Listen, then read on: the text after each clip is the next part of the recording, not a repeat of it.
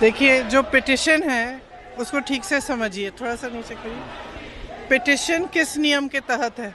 जो एफिडेविट मांग रहे हैं उस नियम के तहत 30 दिन के अंदर आप एफिडेविट दो, नहीं तो कुछ नहीं होने वाला। तो एफिडेविट क्यों चाह रहे हैं? तो इतना बड़ा खुलासा किया है। अगर ये सब है, मान लो अगर अनइंटेंशनल गलती है तो आप उसको इन्वेस्टिगेट करिए।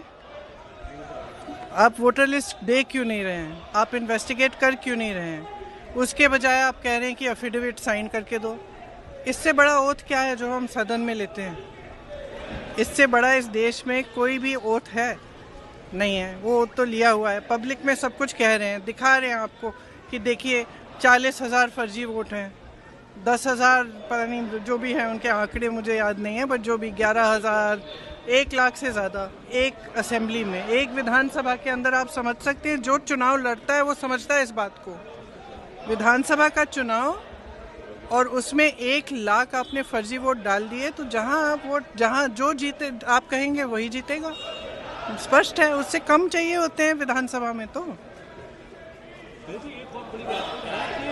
25 सीटें ऐसी कल 30,000 35,000 का मार्जिन रहा है, तो क्या आप चाहेंगे कि इनकी इन्वेस्टिगेशन होनी चाहिए? कैसे आप लोग आगे बढ़ेंगे? देखो, आगे जैसे बढ़ेंगे वो इंडिया गठबंधन के जो नेता हैं सब आपस में चर्चा करके वही तय करेंगे कि आगे कैसे बढ़ना है। लेकिन ये बात स्पष्ट है कि इस पूरे मामले में गड़बड़ है। ये तो आपने भी देखा है, आपको भी बहुत स्पष्ट हो गया होगा। और जो जिस तरह से बीजेपी और बाकी नेताओं, इनके नेताओं का और जवाब आ रहे हैं, उससे स्पष्ट है। भाई, अगर कोई कह रहा है कि गड़बड़ है, अब किसी भी चीज़ में आप टीचर के पास जाओ, बोलो मैम चीटिंग हो रही है, तो टीचर क्या कहेगी? थप्पड़ मारेगी तुम्हें, कि बोलेगी कि मैं चीटिंग चेक करती हूँ कि क्या हो रहा है।